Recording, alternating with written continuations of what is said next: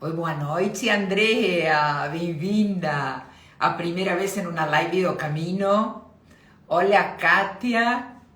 Hola, Marisa. Hola, da Clínica Femcare. Hola, Vera. Qué placer estar aquí hoy para abrir el mes da mulher y convidar, lógicamente, como primera convidadísima, la doctora Flavia Fairbanks, nuestra columnista y ginecologista de cabecera, para abrir este tema tan importante, tanto para las novas como para las que ya hacen parte do Camino do Encontro, con esta visión actualizada sobre menopausa. Hola, Silvia. Qué gusto tenerte acá. La verdad que una alegría.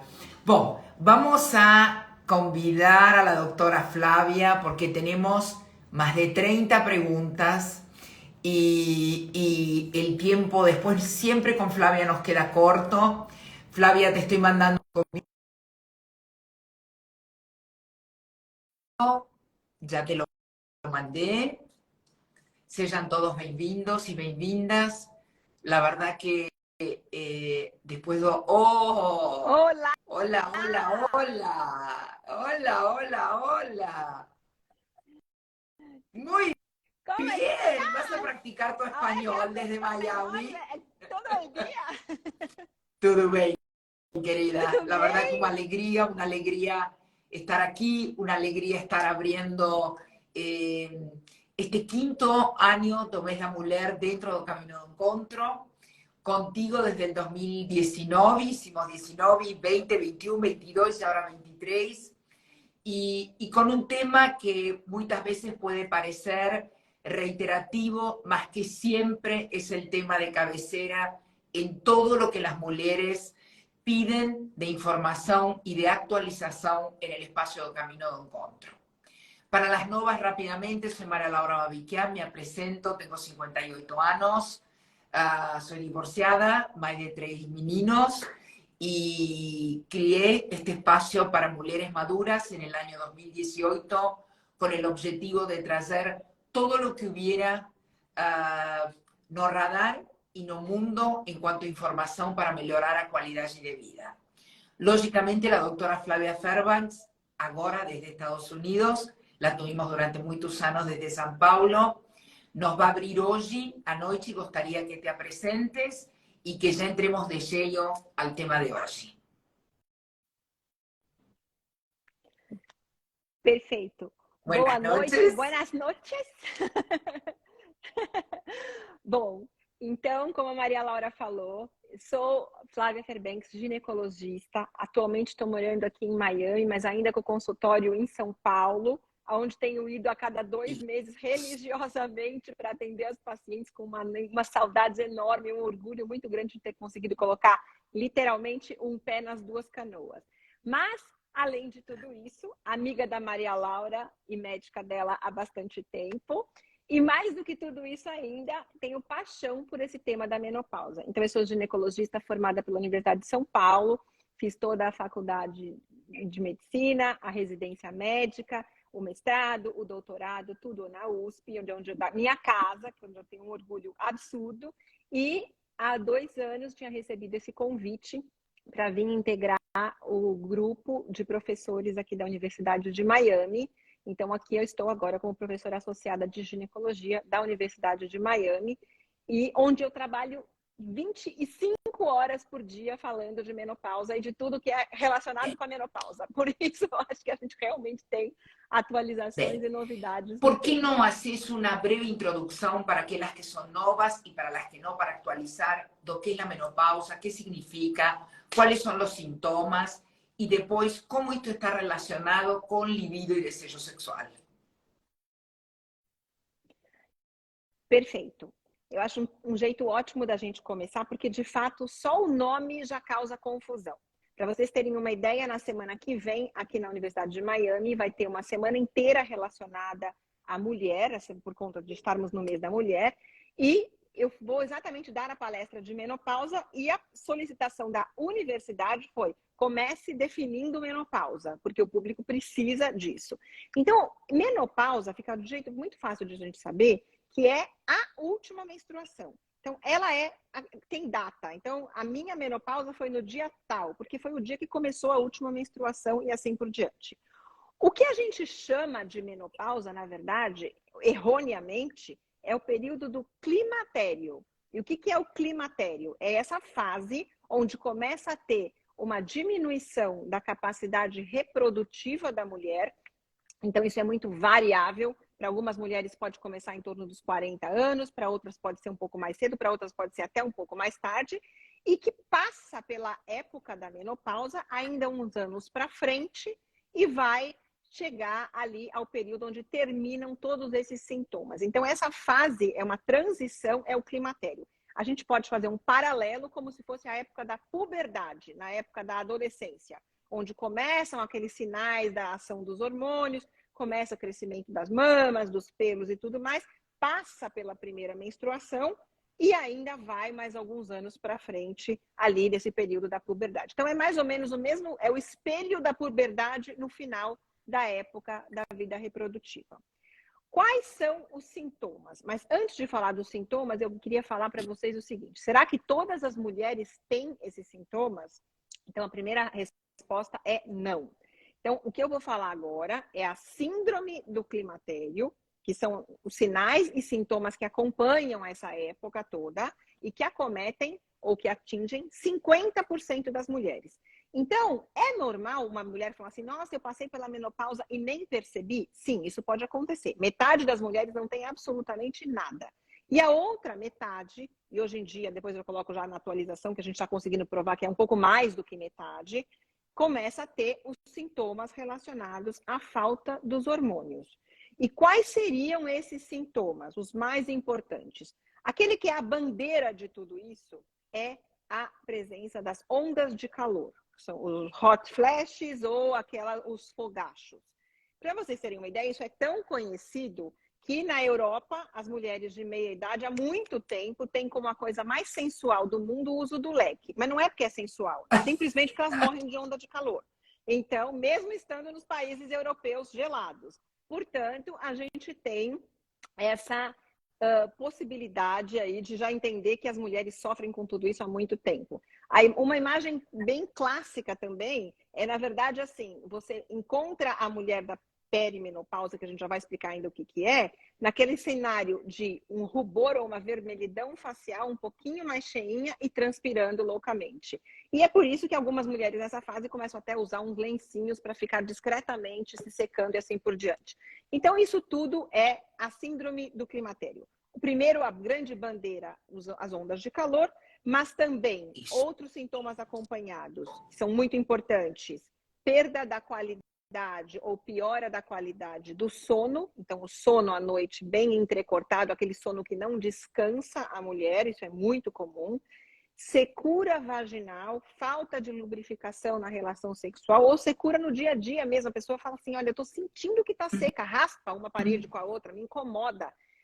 Prurido ou coceira na região genital, que não está associado com uma infecção, com nada disso. É uma coceira espontânea, porque a pele está seca. Se a pele está seca, a gente sabe que pele seca coça. Então fica uma coceira genital muito desconfortável. Problemas de concentração, de memória, de foco. Então isso tudo parece que assim, as pessoas falam assim, o inglês tem um termo muito interessante que é o fog, é o brain fog. Então você não tá, parece que está tudo mesmo nevoado, esquece tudo, não se concentra, parece aquela época meio que de começo de gravidez, fica tudo atrapalhado. Isso também pode ser hormonal. Muitas pacientes têm sintomas cardiovasculares, então palpitações, problemas relacionados com formigamentos nas mãos, nos pés, problemas vasculares, ou seja, é uma fasezinha delicada para aquelas mulheres que têm esses sintomas, que são cerca de 50% ou até um pouco mais agora, das 50% ou mais dessas mulheres. Aquelas que não tiverem nada, estão mais ajustadas. E quais seriam, isso também acho que é importante a gente colocar, as mulheres mais suscetíveis a terem esses sintomas? Quem tem mais chance de apresentar esses problemas todos?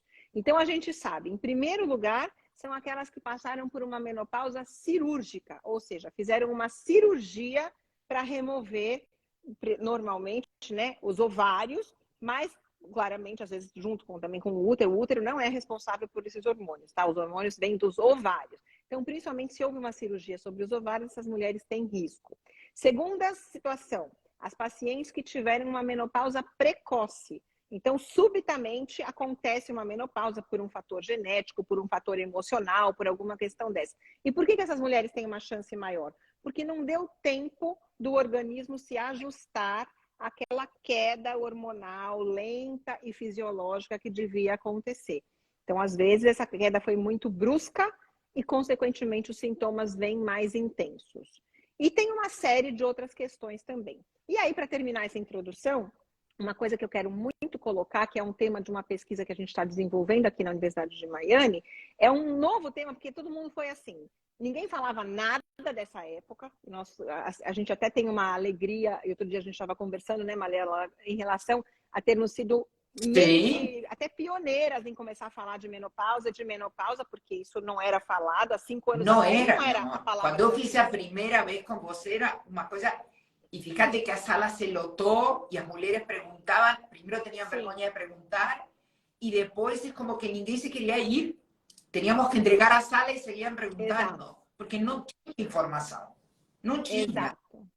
Não, era uma área realmente muito obscura. De 5 anos para cá, ganhou muito espaço, junto com outros movimentos sociais, com os anti-agings em todas as esferas, assim por diante, e tem se falado bastante. O número de pessoas que começaram a conversar sobre menopausa aumentou muito em todas as esferas, isso é muito legal. Na sequência, a gente começou a ter outras dúvidas. E aí chegou nesse ponto que eu queria tocar com vocês agora, que é a tal da perimenopausa. Porque hoje em dia as pessoas falam, mas menopausa eu já sei, mas e essa perimenopausa? O que é isso e da onde vem? Então, é um termo que tem ganhado bastante espaço também e que está relacionado a esse período que envolve geralmente 2 anos antes, a época da menopausa, que é a última menstruação, e mais ou menos 2 ou 3 anos depois desse período. Então, perimenopausa é o período que engloba a época da menopausa. Ah, mas não é igual ao climatério? É parecido, mas não é exatamente a mesma coisa. E por que a gente está falando tanto de perimenopausa agora? Que vai vir, daqui a pouco o hashtag vai ser perimenopausa, para tudo quanto é lado. Porque as sociedades, que aí vem a primeira novidade que eu queria colocar para vocês, as sociedades médicas, as sociedades científicas, tanto nacionais quanto internacionais, já estão reconhecendo que, às vezes, os sintomas já são tão intensos neste período que já merecem o tratamento. Ou seja, em outras palavras, a gente já pode começar a tratar as pacientes do ponto de vista hormonal ou não hormonal, mesmo antes delas estarem na menopausa. Então, a menopausa é a última menstruação, a gente tem que ter 1 ano sem menstruação nenhuma para falar que a mulher de fato estava na menopausa, ou seja, que está caracterizado que não vai vir mais mesmo a menstruação, mas antigamente a ordem era esperar todo esse tempo para depois começar um tratamento. E agora a grande novidade é que não é mais necessário isso. A gente pode já tratar as pacientes no período da Temos gente jovem mesmo na antes de ter live e eu entrado. gostaria que você deixara claro quais seriam os sintomas da perimenopausa. A que elas deveriam estar atentas? Exato. Então, a perimenopausa, não quero assustar ninguém, mas ela pode começar já em torno dos 40 anos de idade. Isso é importante, tá? Então, 40, 45 já mais intensas ainda. Porque quanto mais próximo da menopausa, efetivamente, maior a chance da mulher estar experimentando a perimenopausa. O primeiro sinal, e isso foi muito interessante quando eu ouvi há muitos anos atrás, que a gente não se atenta, mas que é verdade, para falar, puxa, os hormônios podem estar começando a oscilar, seriam as dificuldades visuais. Então, caiam para trás ou não, os nossos oftalmologistas podem, quando começam a perceber que você está começando a ter mudanças visuais importantes, essas mudanças a gente não está falando ainda do óculos para perto e para longe, isso já é mais para frente. A gente está falando de dificuldades de ajuste na visão, que isso é importante, também está relacionado com a parte hormonal, às vezes intolerância com lente de contato, olho seco, uma série de coisas que ficam bem claras nessa fase. Isso é um dos sinais. O segundo sinal, que já é relacionado aos ginecologistas propriamente dito, são as mudanças no ciclo menstrual. E esse é o carro-chefe, é o que a gente ouve todo dia. A paciente chega com 41, 42, 43 e fala, olha, a minha menstruação é regular, tá tudo certo, mas antes o meu ciclo era de 30 dias, agora ele vem a cada 25 dias. Esse encurtamento do ciclo menstrual também já é um sinal que os hormônios já não estão mais sendo relacionados ou não estão mais coordenando tão bem ali o ciclo menstrual. Terceiro sinal de perimenopausa, as alterações vaginais. E essas alterações podem ser desde mudanças no fluxo vaginal normal, todas nós sabemos que a gente tem um fluido vaginal normal, mas às vezes a gente tem mudanças nesse fluido vaginal. Então, uma chance maior de infecções, como, por exemplo, as questões relacionadas à candidíase, às vezes, e a vaginose bacteriana. A vaginose é um pouco pior, porque a vaginose não é um corrimento tão comum.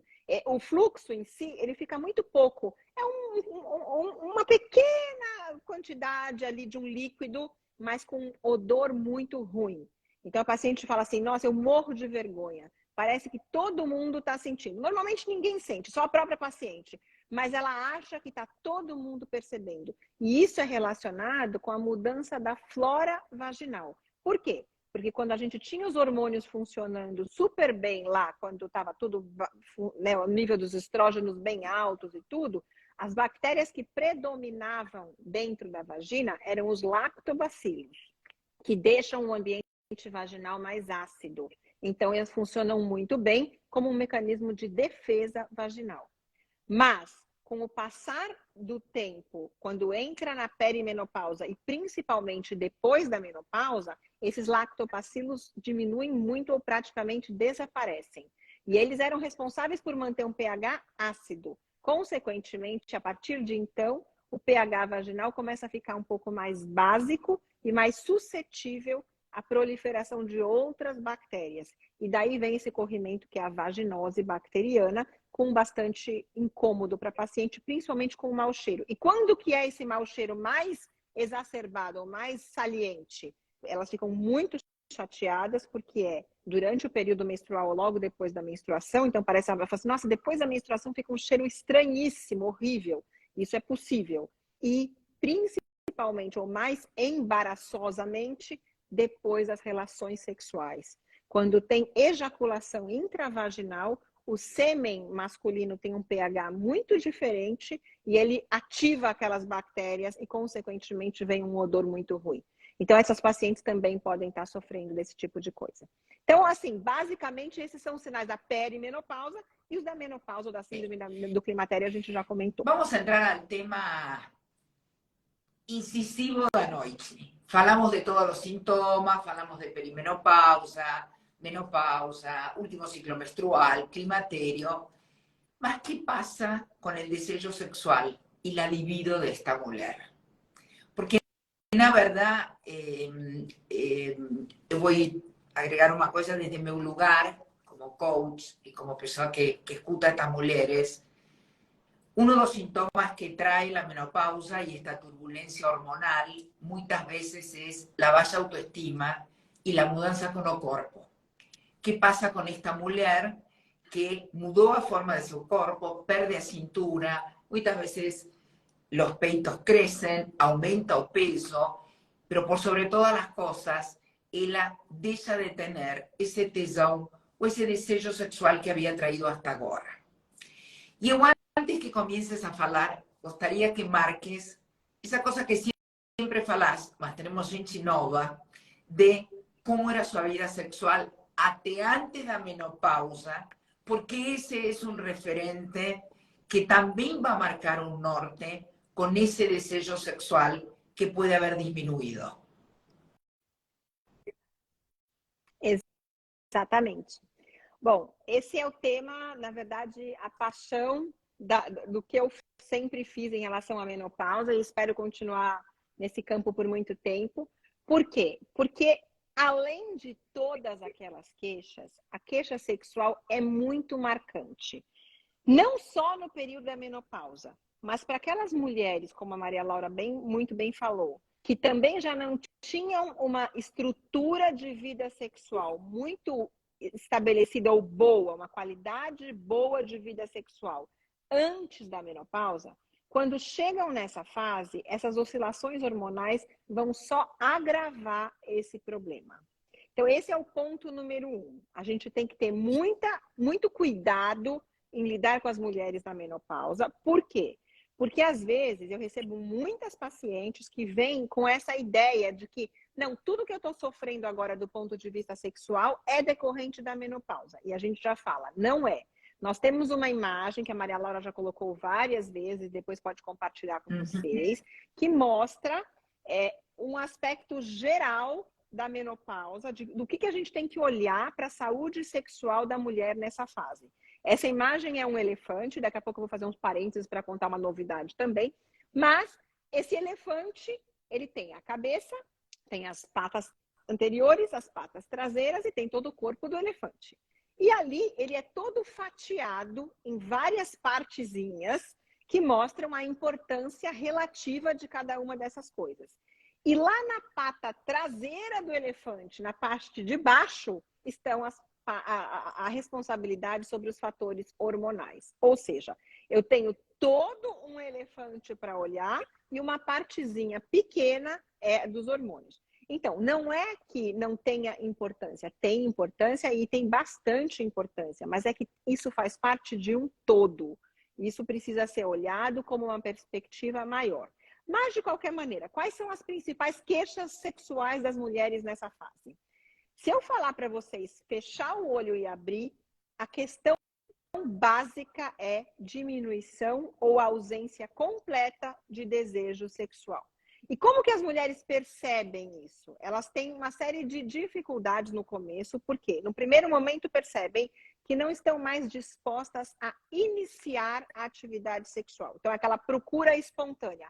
Ai, doutora Flávia, eu não tenho mais vontade de ir lá e procurar o meu marido. Aí falam, e as frases são assim, na verdade parece que todo mundo se comporta de uma maneira muito parecida. Se ele vier me procurar, tudo bem, mas eu não faço mais nenhum esforço. O que já é estranho para muitas delas, porque antes tinham um drive sexual que de vez em quando elas iniciavam a atividade ou o jogo sexual. A partir de um determinado momento, elas são muito mais responsivas. Então, elas falam, não, se eu for procurada, tudo bem. Bom, esse é o primeiro passo, o primeiro step da situação. Na sequência, se o problema for continuando, a próxima etapa, o que mais elas falam? Que elas começam a ter preguiça, mesmo quando são procuradas. Porque só de lembrar que demora tanto, às vezes o parceiro também está tendo outros problemas, o que é muito comum. Se os parceiros tiverem idades parecidas nessa fase, os homens vão estar tendo com muita frequência problemas como ejaculação precoce e disfunção erétil. Então, as mulheres falam, puxa vida, eu já não estou muito animada. Só de lembrar o trabalho que dá, o tempo que demora, e às vezes eu não consegui chegar em lugar nenhum, porque de repente o meu parceiro já teve ejaculação ou não conseguiu manter a ereção alguma coisa, me dá tanta preguiça que eu prefiro fazer outra coisa. Então esse é o nível 2 da situação. Terceiro nível, começam a ter a aversão sexual, começam a fugir. Aí a paciente fala, eu dou graças a Deus, porque de vez em quando ele vai dormir antes, eu fico lá enrolando para ver se quando eu estou chegando no quarto já está dormindo.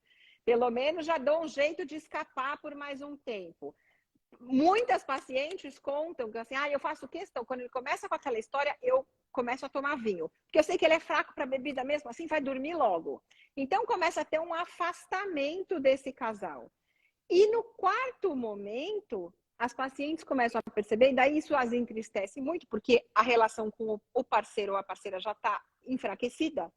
E aí a relação consigo mesma começa a ficar pior. Então, algumas pacientes que tinham hábito do autoerotismo, da masturbação e tudo, começam a ficar, nem isso querem fazer mais. Por quê? Porque começa a ter uma dificuldade, demora bastante ou muito mais do que esperado para atingir o orgasmo. Justamente por conta da diminuição do fluxo sanguíneo para a região urogenital, que é super importante para desencadear ali o orgasmo. Então, a gente tem isso muito marcadinho e a gente sabe reconhecer de longe quando o problema começa. Mas eu gostaria pensar algumas coisas que acho muito importantes. Primeiro, normalmente a mulher le pone toda a responsabilidade à menopausa. Já está muito claro agora que a parte hormonal é uma parte. Ponto 1. Ponto 2. Eu traria uma coisa muito importante que é a comunicação dentro do casal. Porque así como la mujer puede comenzar con la menopausa y estas dificultades, o homem também em algum momento pode ter dificuldades. E de dois a relação. E sabemos que há estatinas que também traem problemas, inflamação de próstata que faz com que o homem também tenha dificuldades, ou para ter ereção, ou para ter uma ejaculação. Ni falar aqueles que han passado por um cáncer de próstata, que têm secuelas, que tienen incontinencia. No vamos a entrar en eso, vamos a entrar en los que más o menos tenemos un problema de edad. Entonces, primero, la responsabilidad no es de la menopausa, exclusivamente. Segundo, las relaciones son de dos. Y como José marcó, si los parceros son de edades similares, ambos van a comenzar a manifestar algún tipo de síntoma. Después, el silencio no es la mejor opción. El fugir no es la mejor opción. Porque llega un ponto que él no quiere tomar más vino, que él no se va a dormir, que você não tem para onde fugir y que está no clima. Y por otro lado, una cosa que para mí es la más importante, no deixe abalar su autoestima por esto. Porque yo acho que hoy la ciencia trae muchísimos recursos, tanto para el hombre como para la mujer. Y de eso gustaría que comiences a hablar. Exato. Bom, pegando o teu gancho, eu adoro fazer as lives com você, porque acho que a gente vai pensando de uma maneira tão parecida e a coisa vai fica um bate-papo muito gostoso. A questão do porquê, e quando você chega com essa queixa, então eu estou com essa dificuldade, o que a gente vai olhar? Então a gente vai olhar aquele todo. E uma parte fundamental, além das questões físicas e emocionais de cada um deles, que precisam ser olhadas sempre. Então, eu tenho que descartar todos os problemas físicos que essa mulher possa vir a ter. O marido ou a parceira precisam também ter uma avaliação completa. Continuamente, a gente vai estar investigando a questão emocional, porque a presença de ansiedade e de depressão são absolutamente importantes e responsáveis por uma enorme parte das dificuldades sexuais desses casais também. E, por fim, a qualidade do relacionamento. Então, isso é fundamental. Um estudo super recente que foi publicado agora em janeiro de 2023 mostrou, de novo, como a gente já sabia há muito tempo, que é mais importante para as mulheres na faixa etária da peri e pós-menopausa a qualidade do relacionamento do que qualquer outro aspecto do ponto de vista sexual. Isso já é muito claro, mas às vezes, para ficar muito bem estabelecido, a ciência precisa provar. Então, entrevistaram uma série de casais e tudo, e conseguiram comprovar que os casais sexualmente mais bem resolvidos ou felizes eram aqueles que estavam com um relacionamento mais cuidado. E aí, com tudo isso visto, a gente tem que colocar os pingos nos is. Vamos deixar bem assim, né? Então, após identificados os determinados problemas, eles precisam ser cuidados. Então, os problemas emocionais, os problemas sociais precisam ser resolvidos e uma série de profissionais precisa ser contactada, sim. Isso aí não é uma coisa que a gente resolva de uma hora para outra. E do ponto de vista ginecológico, do ponto de vista médico e físico, temos, sim, muitas alternativas para oferecer. Quais seriam essas alternativas, então, para uma mulher que está passando por essas questões?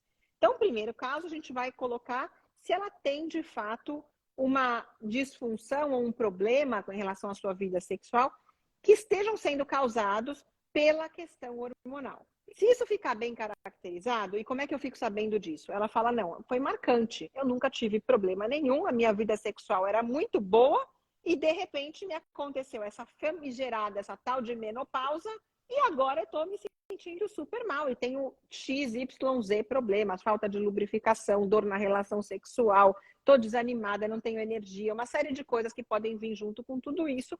E se ela não tiver problemas, nenhuma contraindicação mais importante, até a questão da reposição hormonal pode ser discutida com ela. Para as mulheres que não podem ou não querem fazer reposição hormonal, existem outras possibilidades de tratar, porque ninguém merece ficar passando hoje em dia dificuldades em sintomas e tudo mais nessa fase da menopausa sem ter um tratamento adequado. Então, tratar a menopausa não obrigatoriamente quer dizer tratar com hormônios. A gente tem uma série de tratamentos. E para as mulheres que têm uma outra coisa que eu quero muito comentar aqui, que às vezes a paciente fala, é muito comum, e é o começo de uma pesquisa grande que eu estou fazendo aqui na universidade também, que é a síndrome gênito-urinária da menopausa. Então, o que é isso? Então, são mulheres que têm principalmente ou mais marcadamente os sintomas da região vulvovaginal. Então, a paciente fala assim, eu não tenho essas ondas de calor, ou já tive e passaram, eu não estou com nenhum outro problema geral, e por isso eu não quero tomar hormônio. Porém, a minha região vulvovaginal está profundamente afetada, tanto do ponto de vista de lubrificação, secura, prurido e tudo que a gente já falou, como também a parte urinária, com incontinência urinária, urgência miccional, que é aquela mulher que tem aquele desespero para ir no banheiro. Então, como é que a gente fala? Primeiro sinal é o sinal do elevador ou da maçaneta. Parece que o cérebro adivinha quando está chegando perto de algum lugar e dispara uma vontade para ir no banheiro que não dá tempo de chegar no banheiro. Então, fica sabendo, cheguei em casa, não dá tempo de procurar onde está a chave na bolsa, coloca na maçaneta e começa a gotejar. Isso é a urgência miccional.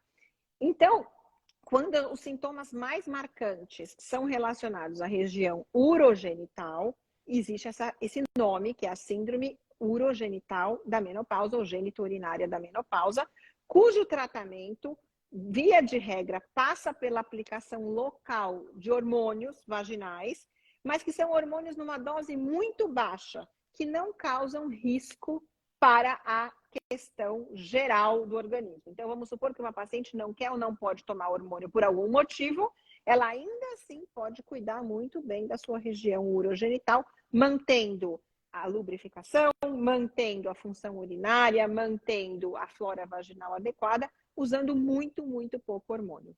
E para algumas delas que não podem usar nada de hormônio ou que podem usar hormônio e gostariam de associar uma outra técnica, a gente também tem a aplicação das energias, as técnicas com as energias para restaurar ali o tecido urogenital, que seriam o laser, a radiofrequência e também o ultrassom microfocado. Esses todos têm a função de...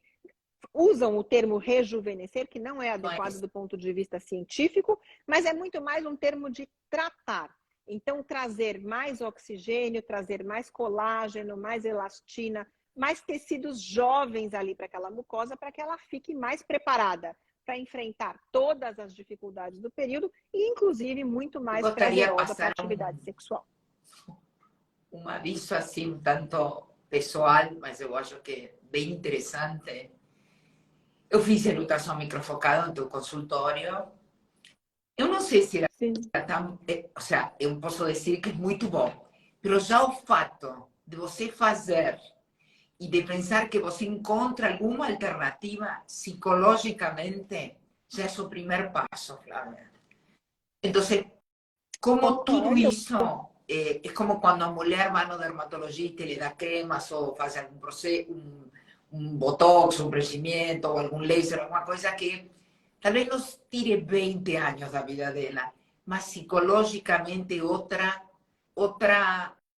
postura, outra atitude. Eu acho... É uma sensação de estar se cuidando, né? O que é muito legal.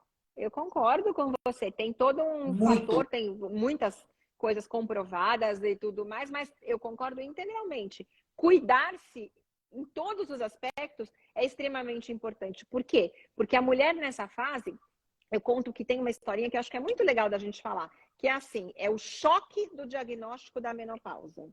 Então, às vezes, tem mulheres que passam por isso com uma situação muito tranquila, mas tem outras que ficam buscando qualquer um que fale, não me fale que eu estou na menopausa, porque isso já vem com uma ideia de queda, de sofrimento, de perda, de tudo que era bom, de juventude, de energia, Flávia, eu acho que mais. nós, durante todos estes anos, hemos tratado de desmitificar este monstruo de 5 cabeças. Eu acho que também a ciência ha avançado tanto que também lhe foi dando um conforto à mulher, físico, psicológico, para o casal, tanto para o homem como para a mulher. Então, eu acho que, e além disso, como se puso em cima da mesa o tema da menopausa. Em las mídias, nas redes sociais, em los Sim, programas, em rodas vivas, em revistas, jornais. Então, eu acho que hoje a que sofre é porque realmente não ha encontrado uma fonte onde ela se sienta segura para explicar suas dificuldades e poder encontrar soluções. Eu gostaria de responderle a Aurora. com certeza. Eu sei que estamos falando, mas acho importante, ela mandou um super texto, ela também me havia mandado um recado e eu gostaria um minutinho prestar atenção em lo que ela nos manda, Flávia. Dice, coloqué un chip hormonal hace Sim, 6 sim. meses, estoy pasando por un periodo difícil de vida, sin parceiro, tengo 59 años, debo continuar con la reposición, ando bien depresiva, tal vez o chip no consigo terminar de entender. Hasta isso. Já tenha vencido, eu Te acredito. escutamos, Flávia. É. Bom, essa questão dos chips hormonais, ela já tem sido assim discutida de todas as maneiras que vocês possam imaginar. Porque, na verdade, o termo chip, ele não é um termo muito bom do ponto de vista científico. O termo ideal é implante, que ele não deixa de ser um implante, que é ser colocado na região glútea. E tem uma série de jeitos de fazer, ou de fórmulas de fazer, porque cada um desses implantes pode conter uma formulação diferente do ponto de vista de hormônios. Então, a gente tem implantes que têm estrógenos, tem implantes que têm progesterona, tem implantes que têm testosterona, tem implantes que têm a gestrinona. Então, são uma série de hormônios diferentes que podem fazer o recheio lá do implante. Então, não pode generalizar como um todo. De qualquer maneira, ele é uma via de reposição hormonal. Do mesmo jeito que eu posso tomar por via oral, eu posso passar um creme transdérmico, eu posso fazer uma aplicação vaginal, eu posso colocar um implante. E esses implantes têm diferentes tipos. O Brasil é muito pioneiro nesses implantes, inclusive vem ganhando espaço em países internacionais. Aqui nos Estados Unidos já tem começado um movimento, ainda não é aprovado pelo FDA, então não é usado em meio acadêmico, mas existem médicos que já estão começando a colocar, porque de fato é mais uma via de reposição hormonal. Às vezes eles têm duração de 6 meses, às vezes eles têm duração de 1 ano, então dependeria de qual exatamente a duração do implante que foi colocado na Aurora, no caso, né? Pode ser sim que depois de 6 meses ele já tenha vencido, se ele fosse para a duração de 6 meses. E, principalmente, qual o hormônio que foi reposto? Porque se foi um painel de todos os hormônios, ela não pode e nem deve usar hormônios suplementares, porque já estão sendo repostos pelo implante. Mas, se por acaso for um implante com um hormônio só específico, eventualmente o organismo está pedindo outras fontes hormonais e os outros tipos precisam ser repostos por outra via.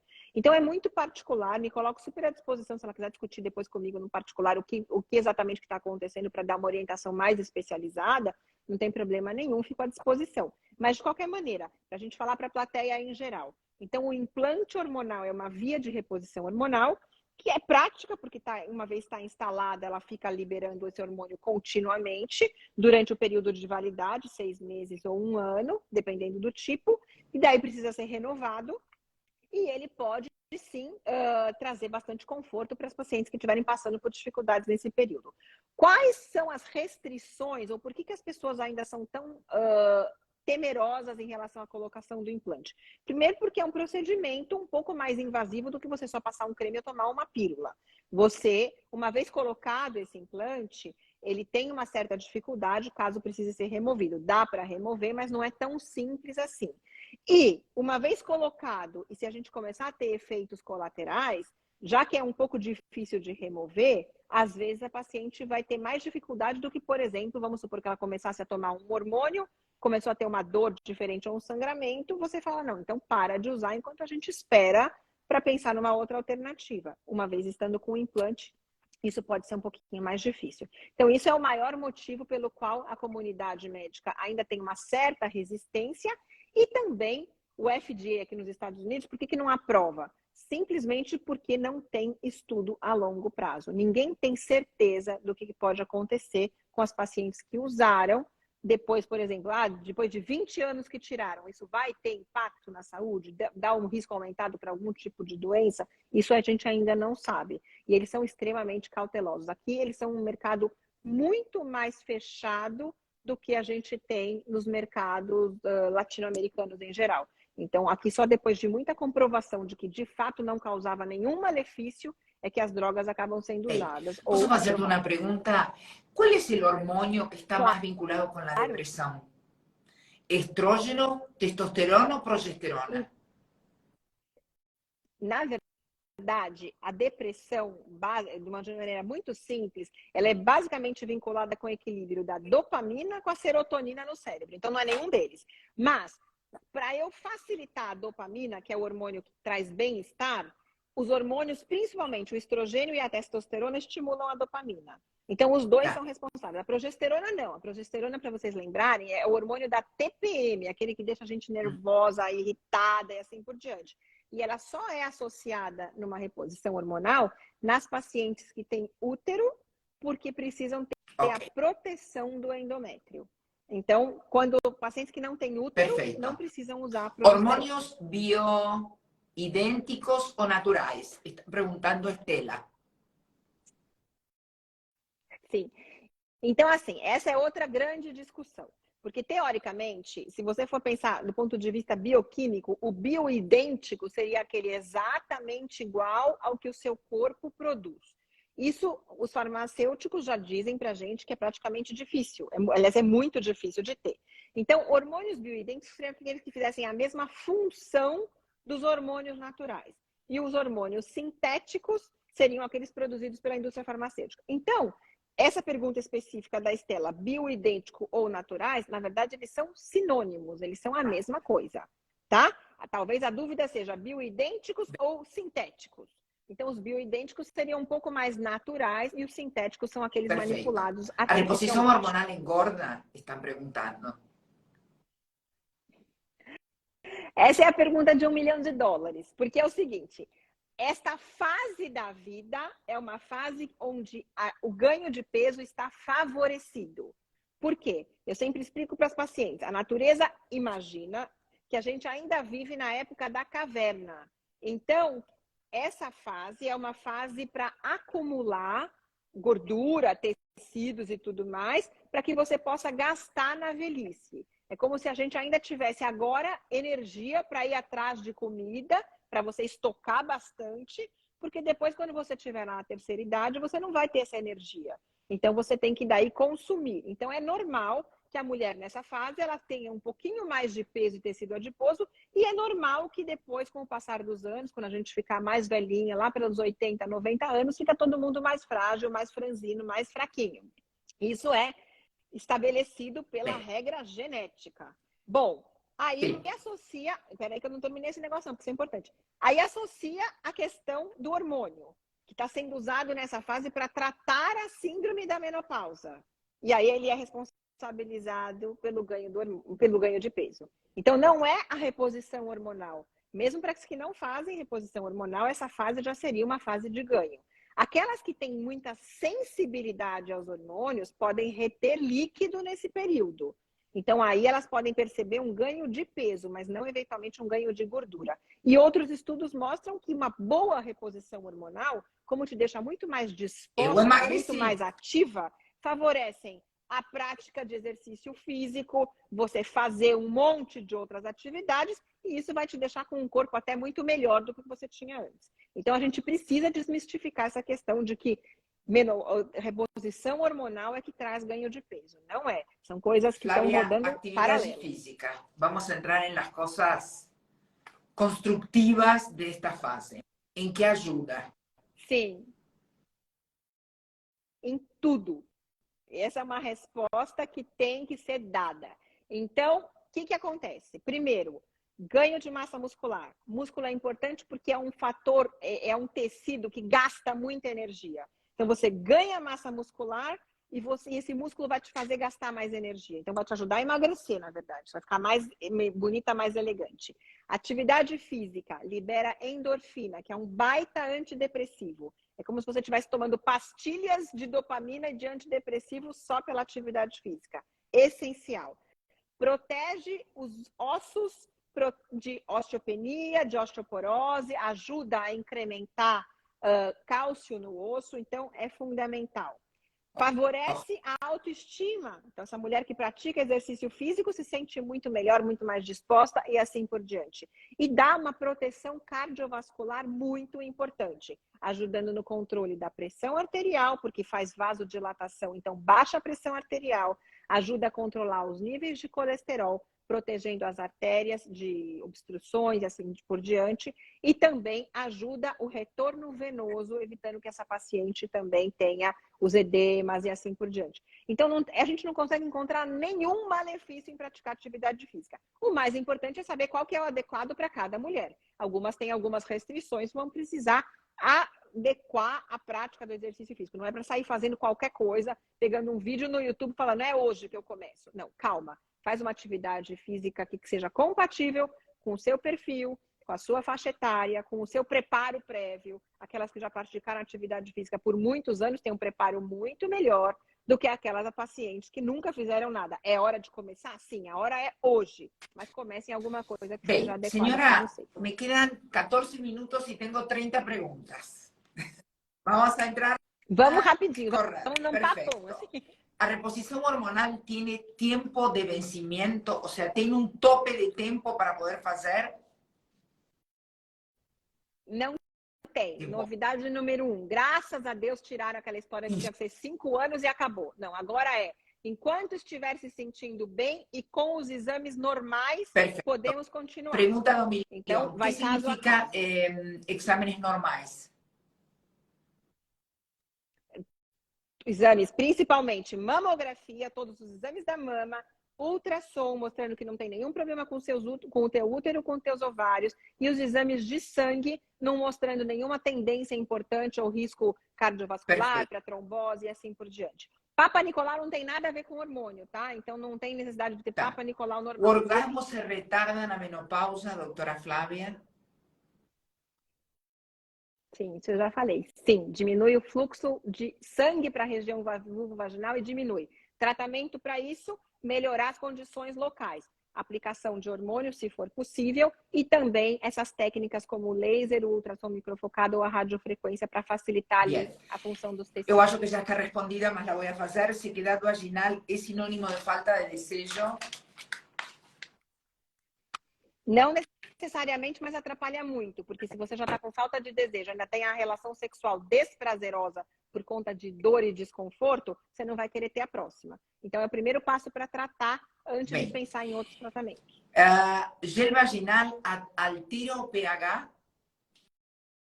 A ver, para lubricar. Gel, lubrificantes? Não, depende da composição, mas os mais tradicionais, que são a base de silicone ou de água... Infecções urinárias e baixos hormônios, falamos, mas sabemos que está vinculado. Sim, síndrome geniturinária da menopausa. Isso, a pessoa que se coloca a reposição hormonal em gel, é melhor colocá-la antes de começar a enamorar ou de saber que essa noite vai ter uma relação sexual? Não tem nada a ver. Não, gel de reposição vaginal não é lubrificante. Estou falando da reposição hormonal então, em creme. Transdérmica, não, porque a gente tem que tomar cuidado com o contato da pele do parceiro. Então, assim, melhor momento é na hora que você terminou tudo, você já tomou seu banho, tá tudo resolvido, você passa e vai dormir, acabou, entendeu? Não é para entrar em contato com a pele do parceiro. ¿Existe algum tratamento para los labios que se han ido oscureciendo en la región vaginal? Sim, esses tratamentos, principalmente o laser, pode funcionar em relação a isso. Não é uma garantia, existe sim esse escurecimento, e aí as técnicas de clareamento são mais do âmbito dos dermatologistas, mas já tem muitos ginecologistas. Entonces eso se lo vamos a dejar para Adriana Vilariño, que tenemos live con ella en breve. Ultrassom microfocado, ¿cada cuánto hay que refazer?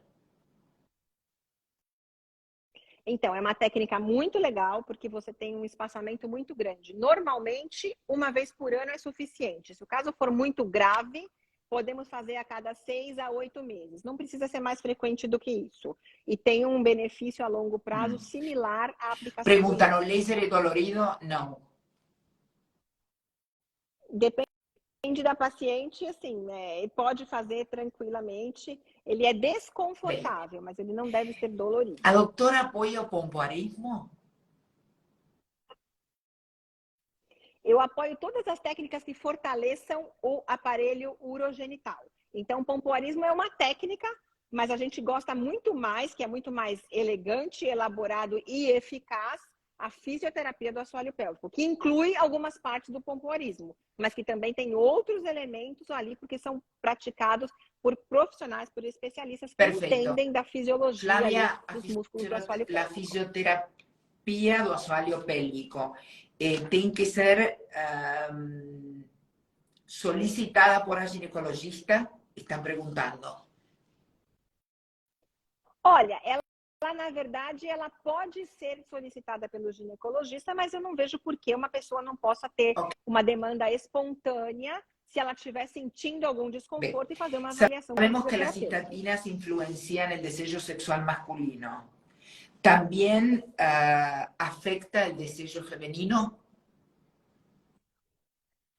Sim, na verdade elas afetam todas a lista de remédios que podem afetar o desejo sexual feminino é gigantesca. Até protetores gástricos, às vezes a gente toma sem parar pantoprazol, omeprazol, às vezes são anti-inflamatórios, antidepressivos, então as estatinas estão nessa lista. O que a gente não pode falar é que elas são as grandes responsáveis, mas uma vez que você exclui as outras causas, pode ser... Temos como fazer... poner esa lista de los medicamentos que afectan a libido sexual, sim, yo acho muy importante, porque las personas sim, fican con los citatinas y antidepresivos, y hay un montón de otros medicamentos, inclusive los del sono. Sim, exato, ¿tá? Exato. Bem, alguém está perguntando, dores articulares no climaterio melhoram com hormônios? Sim, eu posso responder. Sim, eu. Sim, muito. Porque, na verdade, você traz uma facilitação, inclusive, para as articulações. Marisa, tem um efeito te voy a direto. contar una cosa muy rápida. Yo hice una reunión vía Zoom que las ficaron chocadas cuando la pedí, mi gineco, mi reumato y mi endocrino. Y ahí dije, ustedes se tienen que poner de acuerdo, porque yo tengo dores musculares, dores articulares, yo tuve un cáncer de tiroides, tengo sintroide, y puedo decir algo, funcionó ótimo. Ótimo. E nós nos entendemos muito bem o que foi melhor. A partir dali, você ficou alinhado então, e resolvido. Eu acho, Marisa, que sim. Que se você tem dores articulares, a reposição hormonal melhora muito. Porque se você já tinha, quando tinha TPM, você sabe que no TPM as dores articulares empeoravam muito, muito. Então, posso assegurar-te que a reposição melhora e melhora muito. Es más, yo comencé mi reposición hormonal principalmente por un tema reumatológico. ¿tá? Vamos lá. Medicación para próstata inflamada afecta en erección y eyaculación? Ya falamos que sí. Bem, sim. ¿es normal el aumento de las mamas en la menopausa? ¿Por qué? Sim. Por quê? Porque tem uma transformação do tecido mamário, uma substituição da glândula mamária pelo tecido adiposo. Então, dependendo do ganho de peso que essa paciente estiver tendo, esse tecido adiposo deposita na mama e vai crescer. Qualidade de sono e reposição hormonal. Bom, essa é uma coisa incrível. Uma das primeiras coisas, os primeiros benefícios que as pacientes percebem quando começam a fazer uma reposição hormonal é que elas voltam a dormir. E dão graças a Deus. Una pregunta bastante particular. Esa gustaría, o sea, vos se va a responder por un lado y después se puede responder desde la parte emocional. Alguien preguntó, doctora, ¿o tesão comienza na cama? Não. Não, de jeito nenhum. Na verdade, assim, primeiro que começa na sua cabeça, quando você se dispõe a estar, no mínimo, aberta a responder a um estímulo sexual. A cama é o fim do momento. Então, aquilo lá tem que ter sido Y no construído siempre muito falamos que antes. la mujer Então, não comienza precisa nem pensar. desde la mañana, cuando manda un recado, alguna cosa no WhatsApp, o una ligação no meio-dia, tá? Completamente diferente al hombre. Tal vez o hombre es una cosa muito más visual. Sim. Llegó, tuvo algún estímulo, lingerie, alguna ropa o perfume. A mulher foi construindo seu desejo sexual durante o dia, até chegar à noite, se for à noite. Muito, muito importante. Às vezes demora muito. um pouco mais, começa a construir. Às vezes eu falo, começa a construir na segunda-feira para garantir a Sí. sexta e o sábado. Bem, bueno, la misma persona había preguntado, ¿el proceso de excitación da mulher é diferente do homem? Sin dúvida. ¿Querés falar um pouco de isso? Porque acho mas uma importante coisa enquanto muito aos importante. tempos. Sim. Eu queria falar assim, porque isso eu acho muito importante. O processo da excitação é um pouco diferente, não é totalmente diferente, porque a formação dos órgãos genitais no embriãozinho lá da época fetal é exatamente igual, e depois os meninos se diferenciam para meninos porque tem a testosterona mais elevada e os fetos femininos vão andando e formam-se as meninas porque não tem a presença da testosterona, essa é a realidade, mas como as terminações nervosas já estavam presentes e foram formadas antes dessa etapa, a capacidade de responder e inclusive de sentir prazer é igual em ambos os sexos. Então é errado achar que mulher tem menos prazer, que o orgasmo feminino é menos intenso. Não, a única questão é que eles têm os órgãos genitais exteriorizados e a gente tem internalizados. A capacidade e a intensidade de ter prazer é igual em ambos os sexos. Isso é super importante. Eu queria responder, olha, eu acho que a Estela nos contactou de novo e falou que a dúvida dela, na verdade, em relação aos hormônios bioidênticos, é se funcionam melhor, pior ou igual aos sintéticos. Vai muito da pessoa. Isso é uma coisa assim, eu tenho pacientes que respondem super bem aos bioidênticos e não se davam bem com os sintéticos e às vezes o vice-versa. E outra questão muito importante, Estela, é o lugar onde você manda manipular se for bioidêntico. Porque o veículo, o veículo que traz aquela droga é muito importante. Então tem que ser extremamente de boa qualidade e assim, uma farmácia muito Temos outra pergunta capciosa. Diz, quando a imaginação acaba, como recomeçar, doutora? É terapia? É consulta com um sexologista? Ou é no consultório ginecológico? Olha, em todos os lugares, mas tem um que é melhor de tudo, que a gente vai, vamos colocar uma coisa meio padrão, que eu estou imaginando que é um casal já muito estabelecido e tudo, é na conversa, é reconquistando o seu parceiro. Eu falo que a gente nunca começou, ninguém se aproximou já na cama. As pessoas começaram na conversa, na troca de olhares, no namoro, na ida ao cinema, e ainda ao restaurante. É ali que você volta a fazer o cérebro lembrar do que precisa ser feito. Então, não é só no profissional. O profissional vai te ajudar, mas quem vai resgatar é você mesma. Então, a palavra-chave é... E os dois, namorar. não só é responsabilidade da mulher, porque também é uma coisa de muito peso para a mulher. Ela tem que comprar lingerie, ela tem que estar magra, ela tem que ser bonita, ela tem que ser sexy, ela tem que tirar do lustre. Não, não, não, querida. É dos dois. Exato. Mas se a situação estiver muito complicada, também não vamos deixar ela, mas eu já tentei fazer tudo isso e não funcionou. Aí, claro, que tem uma série de profissionais e encontra um ginecologista que conversa a respeito, vai num psicólogo que entenda da medicina sexual, da psicologia sexual e assim por diante. Aí tem que ter uma rede aí. Tem alguma perda líquida no orgasmo na maturidade? Pode ter. A gente tem as glândulas da região vulvovaginal que liberam o muco, que é importante para a lubrificação, e que às vezes esse muco está um pouco mais líquido e pode ter. Inclusive tem um jargão que o pessoal fala da ejaculação feminina. Isso, na verdade, é uma coisa que não adianta ficar falando muito, porque é uma coisa pouco comprovada, não vai acontecer com todo mundo, mas a liberação de líquido é marcante. Alimentação e desejo sexual, doutora, para ir fechando. Olha, na verdade, assim, alimento, aquela história de comer ovo de codorna, amendoim, não sei o quê, isso aí só estimula, na verdade, um pouco para aqueles que gostam da liberação de endorfina e você fica um pouco mais afeita à atividade sexual. Na verdade, a alimentação saudável é a chave para tudo isso, porque você tem que se sentir bem. E às vezes, cuidado, mulheres, com o álcool. É muito comum as pessoas falarem, para eu começar a entrar no jogo sexual, eu preciso de uma bebida alcoólica. Às vezes o efeito é contrário e deprime o desejo sexual, porque o álcool é uma das coisas que está naquela lista lá que podem deprimir o desejo sexual. Então toma muito cuidado com essa ideia de que álcool traz prazer e isso vai trazer sucesso Eu sexual. Às vezes não é gostaria, assim. porque tenemos mucha gente nova y la Belia para lembrarles, ¿qué dice la Organización Mundial de la Salud desde 1978 en relación a los pilares de la salud, tanto femenina como masculina? Sí, Sim. para É para mim? você, Ou você que vai contar? óbvio. Tá bom.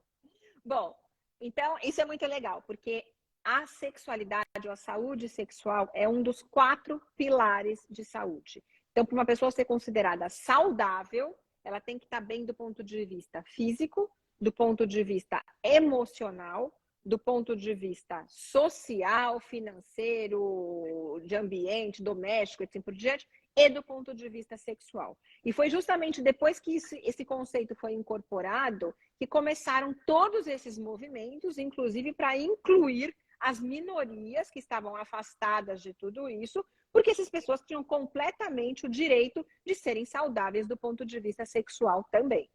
Então, isso tudo é uma construção nova e recente, como a Maria Laura falou, da década de 1980 para cá, por isso que esses movimentos vêm sim ganhando mais espaço e força, e não aconteceu antes porque não tinha tido esse reconhecimento da importância da vida sexual no conceito global de saúde. Então, todo mundo precisa e merece ir atrás desse Eu pilar gostaria da sua saúde também. trazer desde a mulher, desde o mundo feminino, que durante muchos años a mujer sentía culpa por su deseo sexual, era catalogada de prostituta, que no era una mujer do lar, que una mãe no podía tener ese tipo de fantasías o ese tipo de deseos.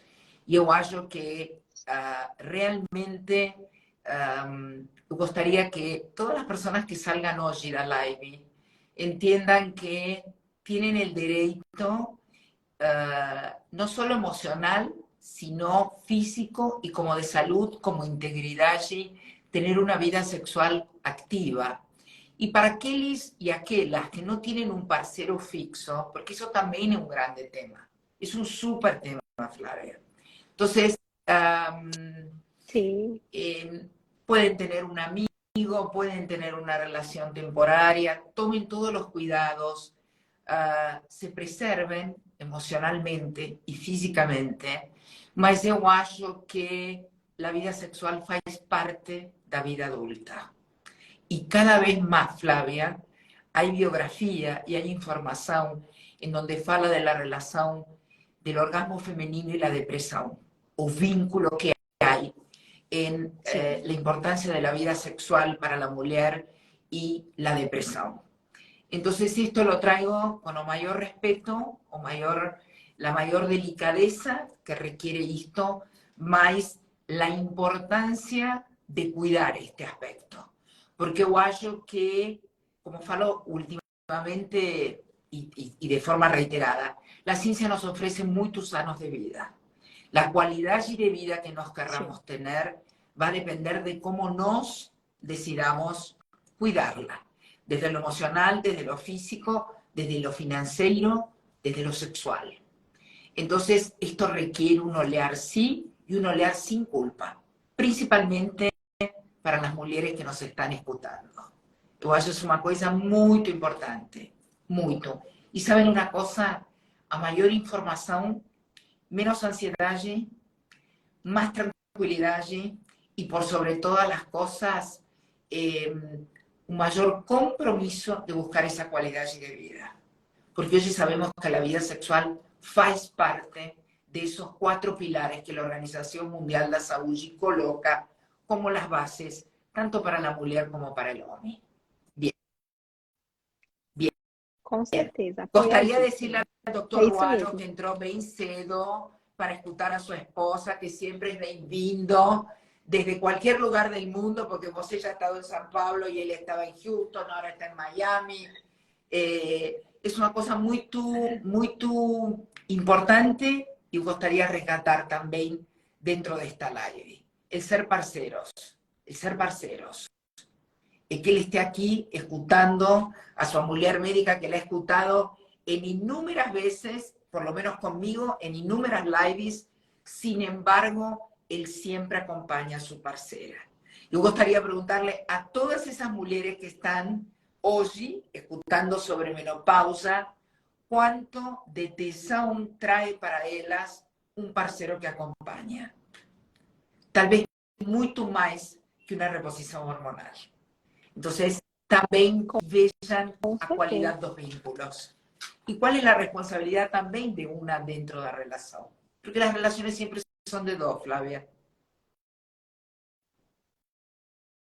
Exatamente. A gente tem que entender que o ser humano, na verdade, busca um relacionamento, qualquer que seja. E isso é importante, que ele seja de qualidade. Seja do tipo de que for, seja com quem for, mas que te traga sossego, que te traga paz, que te traga prazer. Isso é super importante.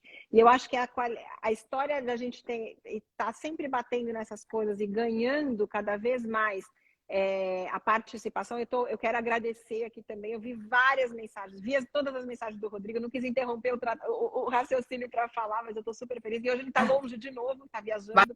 Mas hoje foi uma live muito produtiva, muito produtiva. Então, vi as mensagens de umas pacientes muito queridas, vi a Mônica que entrou, vi uma série de pessoas assim, agradeço demais. Estou com saudades de todas, eu tenho ido para São Paulo de duas Mas el 10 de abril a doutora Flávia para está matar aqui, saudades. que temos que fazer ultrassom microfocado, já sim, estamos abril, junho, agosto, renovando tá anualmente já nosso ultrassom. Falo que eu vou... Y la verdad, Flavia, obrigada. Siempre obrigada a tenerte aquí, recibirte. La afinidad allí, tenemos una afinidad allí en la forma de elevarnos a lives y siempre con mucho respeto. Muito obrigada. Muito obrigada. Com toda certeza. E agora vamos empezar. Sí, vamos a hacer lives en español para esa comunidad latina que está en Miami. No veo la hora. Exato, estou planeando. Muy bien. Gente, boa noite. A live vai ficar gravada. Un prazer tener a todas vocês. Y cualquier duda nos pueden mandar por direct. Eu posso encaminar a Flavia. Estamos abiertas para responder lo que vocês precisen, ¿ok? No tengan vergüenza de preguntar absolutamente nada. Para eso está el espacio do Caminho do Encontro. Boa noite. Beijos para todos vocês. Boa noite. Chao, querida. Boa noite. Lo mismo. Estamos.